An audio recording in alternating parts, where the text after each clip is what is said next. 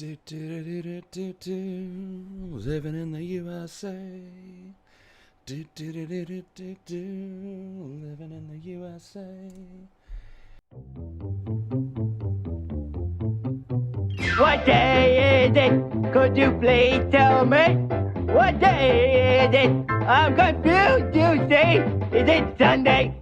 No. Is it Monday?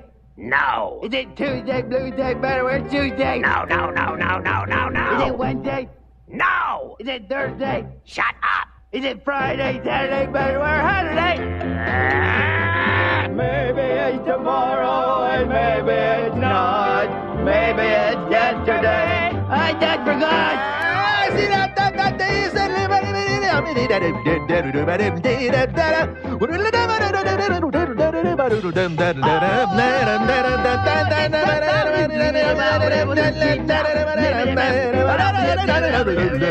Maybe it's tomorrow and maybe it's not. Maybe it's yesterday. I just forgot. Hey, what day is it? Could you please tell me? What day is it? What day is it? I'm confused today. Oh!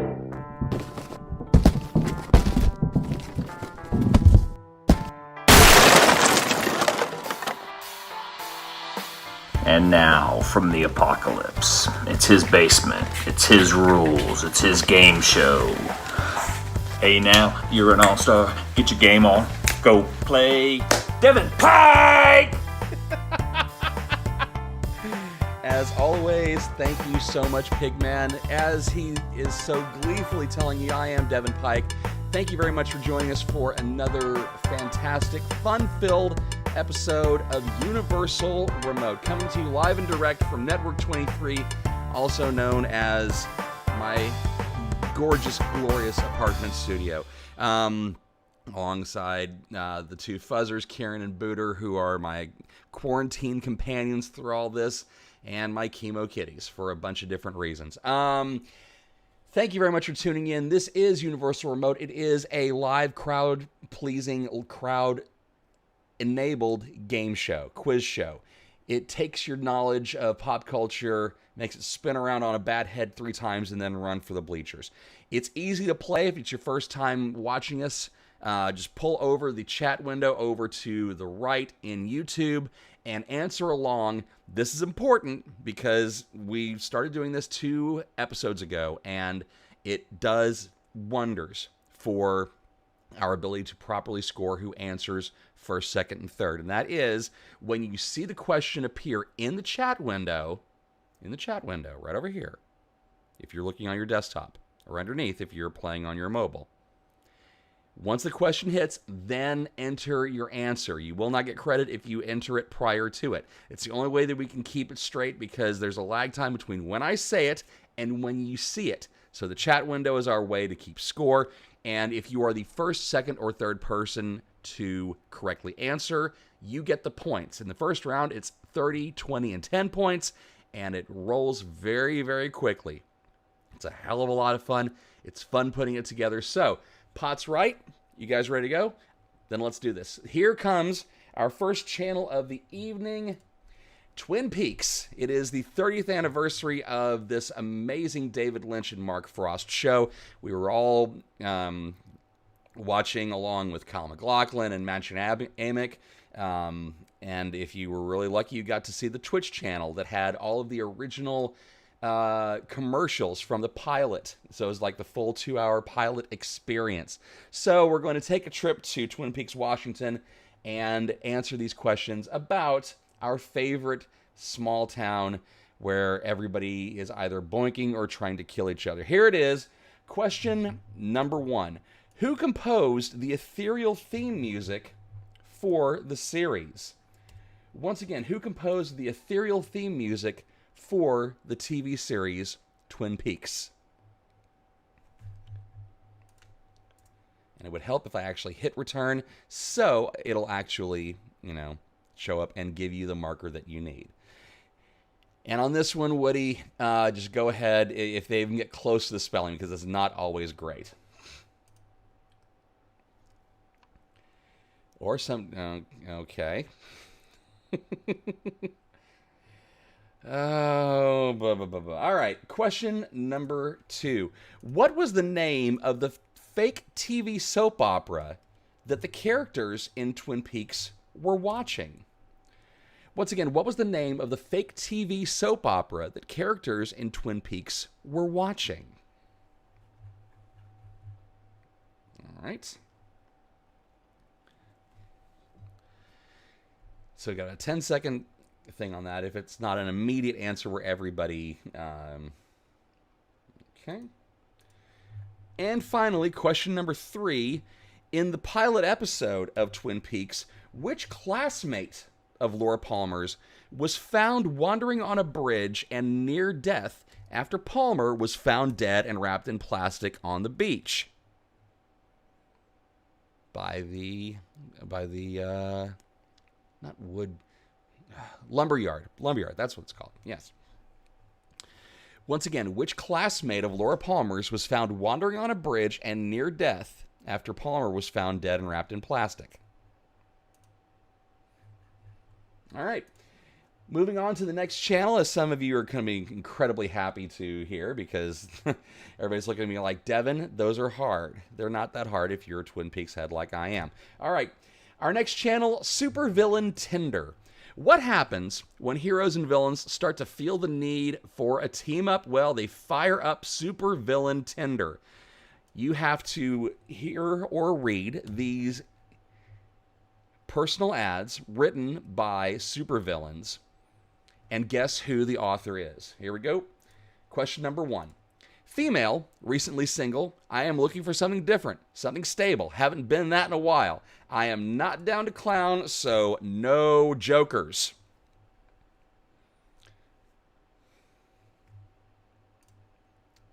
Okay. Let's keep it rolling. Question number 2, or ad number 2, I should say. Male, used to be married, but now technically, a widower. It's complicated. Most of my assets are frozen, but I can always grab some diamonds. I am always down to Netflix and chill.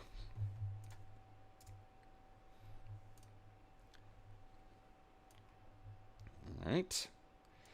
And finally, our third supervillain Tinder. Male, me am not want date. Me am worst lover. Me am super small wiener. Me hate girls.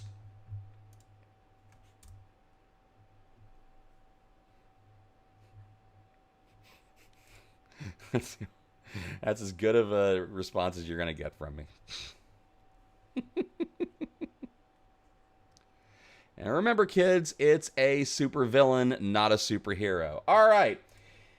Next up, our next channel is Party at Ground Zero. This is an audio category. So if you've got headphones in, perfect. If you're listening on your TV, also great as well. The levels should be up where we need them to be. I want each and every one of you to take a listen because, look, everybody does it. In fact, I'm doing it right now. I am going to play an audio clip about a fart in a movie, and you are going to name the film. Yes, this is Algonquinian conversation at its finest. If you are ready, here is our first audio clue in Party at Ground Zero. Let's see. Distance? 7 meters. Airspeed normal? Compensate for air conditioning? Pull my fingers. Don't do it. Oh, dear God.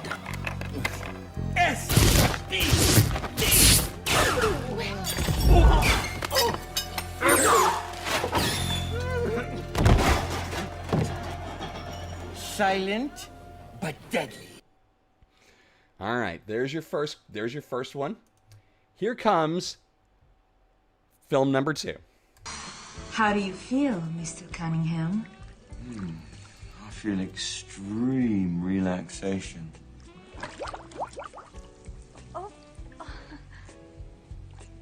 How dare you break wind before me? I'm sorry, baby. I didn't know it was your turn. Pardon me for being rude. It was not me. It was my food. It just popped up to say hello, and now it's gone back down below. All right. And now, this is possibly my favorite of the three. Here is clip number 3. Uh-oh, fart. Yeah, Charlie Babbitt, I'll hold. Fart. Did you fart, Ray? Fart. Did you fucking fart? Fart. Oh, man. Look at this. How can you stand that? I don't mind it.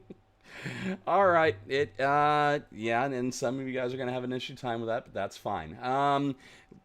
That is the end of our third channel and the end of the first round, which means that it's time for... Nope, that one. It is snack time. Wanted to share a little bit of something with you guys for snack time this time around. We've been chronicling the need for personal protective gear and equipment through the whole COVID-19 battle that everyone in America is affected with in some way or another. The CDC finally issued guidance this last week that if you're out in public for any reason, masks are recommended for being a part of, you know, your essential, whether you go in the store, whatever errands you have to run. And again, don't do anything other than your essentials. Don't, you know, take your entire family to the grocery store, any of the rest of that. So there's an amazing community of cosplayers and crafters in the North Texas area and really all around the country. And I've seen photos of these guys and dolls who are just absolutely doing amazing stuff. One of those people is Debbie Redfern. She runs she's a seamstress, she is a cosplayer, she is a crafter, and her business is Redstone Dreamery. And when it started to be apparent that there was a need for people to get masks that weren't necessarily medical grade, but could be upgraded to them, she and a ton of other cosplayers immediately, I mean, there was no reason to worry about cosplays that were going to be going on because cons are shut down for the foreseeable future. So she had some good patterns. She had a lot of fabric that she didn't have any other use for, and so she got to sewing. And I wanted to show you this because she posted this in a Facebook group called North Texas Cosplay, and there are a lot of cosplayers who are posting this the Rosie the Riveter meme of "We can do it," and I'd asked her pretty early on if she was able to make me a few masks through some shekels her way, and I wanted to share these with you because they're actually really great.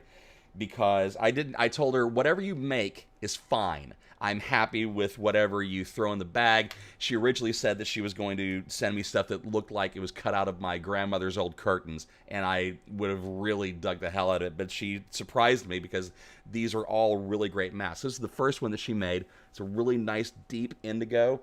And this is not one that has the N95 respirator pocket in it, but she can make those if necessary. So it does have the wire that you can actually tighten it up, and it's a great snug fit. I love this color. It's gorgeous. So there's this. Then she gives, because she knows I'm a Star Wars head, so she gives me a Darth Vader mask. Very nice. It's not the Darth Vader respirator because that would be an N95, I'm sure. And then finally, this is my favorite. I wore this on Tuesday for a medical appointment that I had.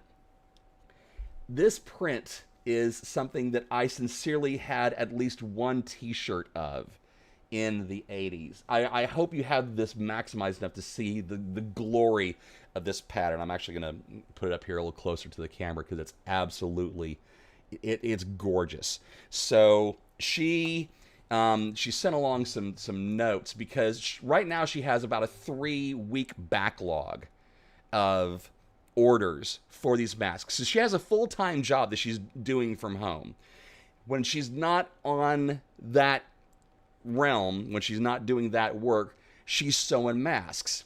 And when she's not sewing masks or working her day job, she's sleeping. That's basically how committed she is to doing this. So I'm going to read the blurbs that she sent along because they're great. Yeah, there's a lot of groups out there who are making masks and other PPE. If you know facilities who need them, these groups are matching makers with the people who need them. So I'm going to pop this into the chat. It's called So You Care, which is just amazing.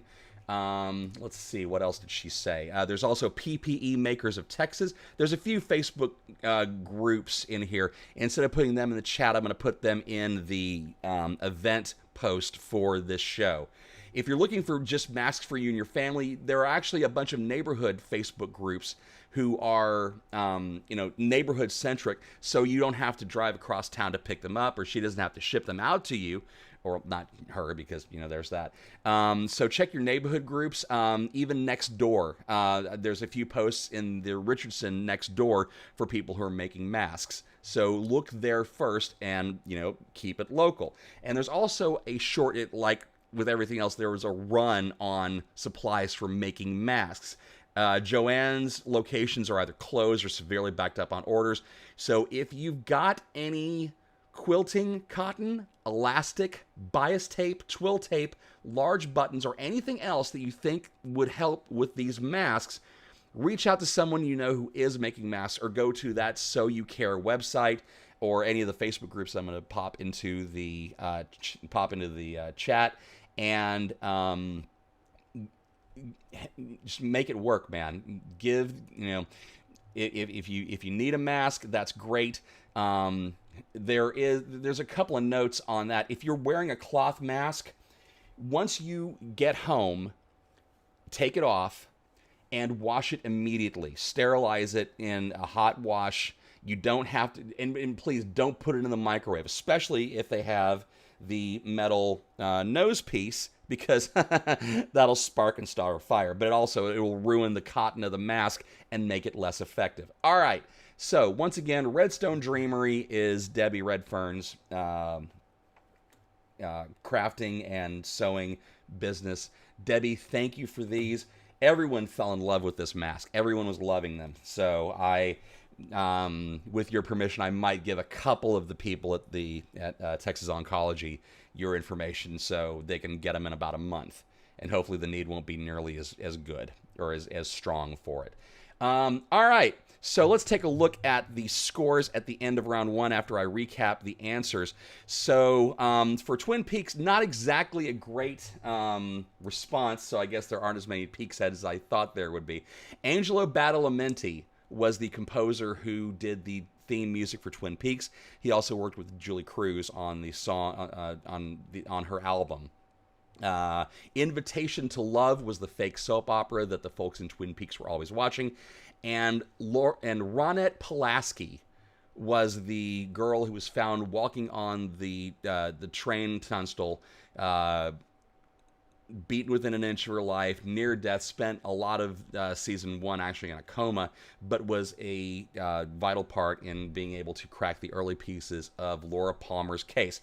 For supervillain Tinder, she's not down to clown, so no jokers. That was, of course, Harley Quinn. The man who's always down to Netflix and chill, of course, was Mr. Freeze.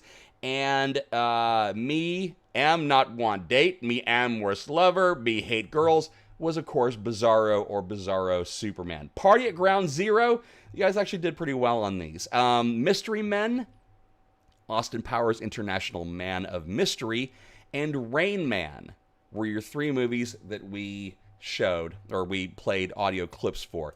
So, scoring in place, the end of round one. Got a lot of good people getting answers in before the time is up. So let's see. In fifth place is Lisa Mall. Shannon Hatcher in fourth. Quinn Black in third. Zach Schroeder in second.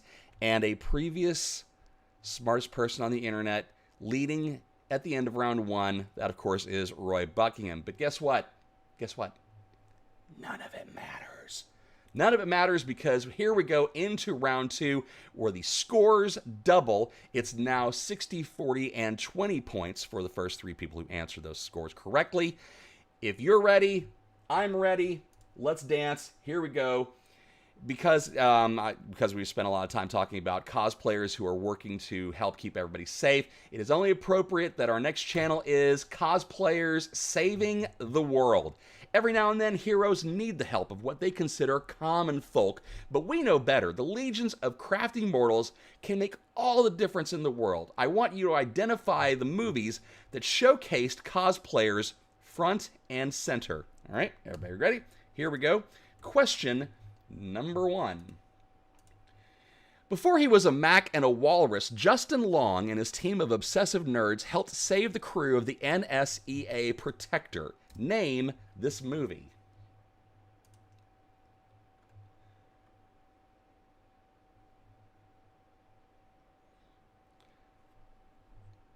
Okay. Question number 2. The residents of Santo Poco may be poor, but they can do one thing. They can sew. Name the movie where their sewing ability helped save their town.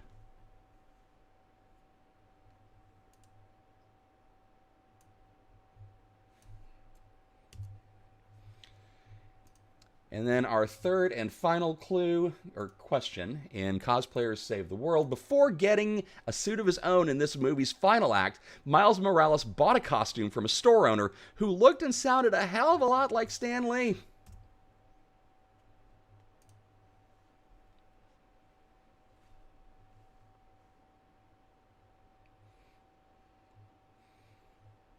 All right, that is going to wrap it up for that channel. And let's see where we're going to go next. If you're chorophobic, our guest channel picker might trigger you, so you might want to look away and maybe just not even pay attention. Hello there, babies. This is Jester, coming to you from the comfort of my own home, wearing my nice little kimono and enjoying myself as much as I can. Hi, Devin. Hi. Give me channel 4. All right. Channel 4 is something that a bunch of the people in the rooms have said you need to have a full channel of it. So who am I to let it go otherwise? Yes, that's right. It is Tiger King. It is the internet sensation. It is the streaming sensation that everybody is talking about. It is a show that, honest to God, is one of the weirdest things I've ever seen. And the fact that there are people who I know who went to this zoo, this conservatory, this person's establishment, and knew who Joe Exotic was, it just makes it all the more weirder. So, questions about Tiger King. Let's see how many of you are paying attention.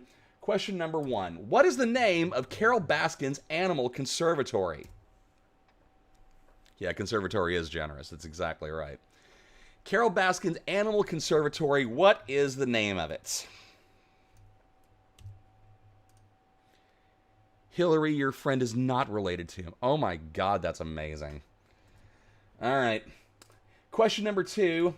We're all pretty sure that Carol Baskin offed her second husband. I mean, it's not liable for me to say that. What was his name before he became Tiger Chow? Once again, what was the name of Carol Baskin's second husband before he became Animal Chow?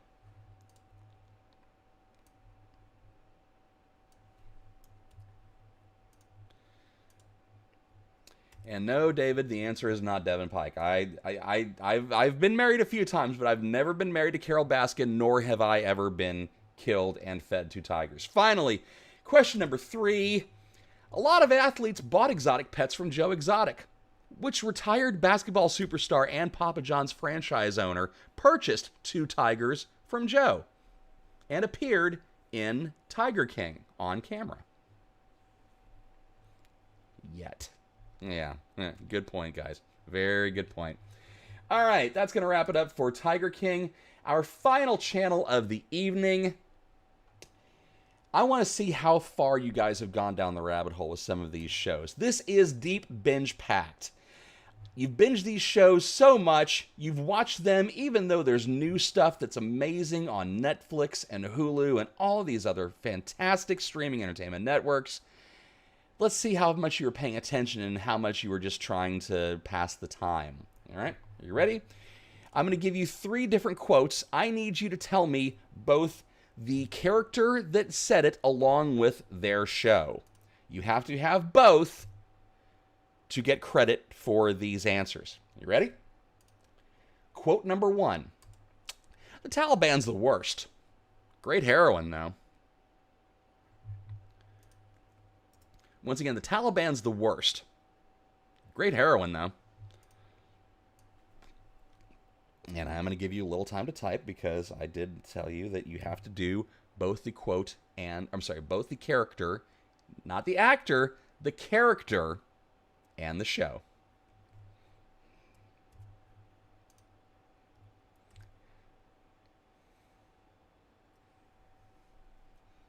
Just going to give you some time. See, and the one thing I did not do this time around was I did not put in music. I need to do music when there's a long thing. All right. Quote number 2. I tried to make ramen in the coffee pot and I broke everything. Once again, I tried to make ramen in the coffee pot and I broke everything.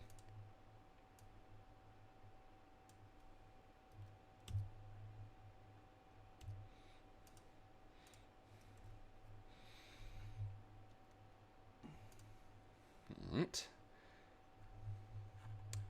And the final quote for the final channel in tonight's Universal Remote.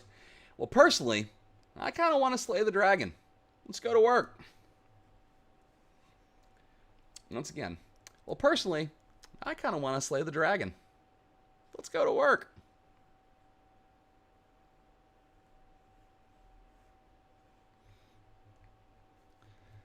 And in this case, once again, I need the character and the show. And no, the answer to none of these was Devin Pike in Universal Remote, much to David Dunlap's chagrin. All right, that is going to wrap up the final chapter on tonight's book of Universal Remote. I want to thank each and every one of you for playing along. It's incredibly, insanely fun to put the show together. It's fun when I get your videos of you changing the channel for us. And if you want to send me those, please go ahead. I want to see you guys. I don't ever want to see Roy in Jester makeup ever again. I want you to record your clips. All it has to be is just you saying your name, where you're hanging out in quarantine land, and what channel you want to pick on your remote. Email them to devin@devinpike.com. It is just a hell of a lot of fun putting the show together, and it's the one thing keeping me sane because it's going to be rough. I will tell you this in advance. We may have to go back to 1 episode per week instead of 2. That'll be on Monday nights, mostly because I am going back into treatment. I'll explain all that later, but as long as I'm able, I will put the show together for you guys. And as long as you're able, I want you to play along. Tell your friends. It's a labor of love for me. I'm not making a dime off of this. Thanks, Google. So whatever love you have for the show, spread it around and let everybody know that we're all having a great, fun trivia night party. All right? All right, let's recap the answers and figure out what the finish line is. For Cosplayers Saving the World, Justin Long and his team of obsessive nerds helped save the cast of Galaxy Quest, the residents of Santo Poco, and, this is for those of you who are paying attention, they sewed so many costumes to make everybody in Santo Poco look like they were the three amigos running away from El Guapo. And before getting a suit of his own in the movie's final act, Miles Morales bought a costume of Spider-Man, from Spider-Man Into the Spider-Verse. For Tiger King, Carol Baskin's animal conservatory was Big Cat Rescue. We're all pretty sure that Carol Baskin offed her second husband, Don Lewis. And a lot of athletes bought exotic pets from Joe Exotic, including one Shaquille O'Neal. For Deep Binge Packed, the Taliban's the worst great heroine, though, was said by Creed Batten in The Office. I tried to make ramen in the coffee pot and I broke everything was, of course, our lovable loser Andy Dwyer from Parks and Recreation. And, well, personally, I kind of want to slay the dragon. Let's go to work were the final words you heard in the show Angel by the title character Angel. Let's look at those scores. Once again, great turnout, over 20 people finishing in the money. But, honest to God, here's the thing. We have to have a winner. So, 5th place, well, let me just pull this out so I can actually see what the point totals are. 5th place with tied for 4th place with 140 points, Quinn Black and Shannon Hatcher. 10 points better than that at 150 points, Zach Schroeder. 160 points from the person who got us into our 5th channel, Roy Buckingham, which means we have a new smartest person on the internet.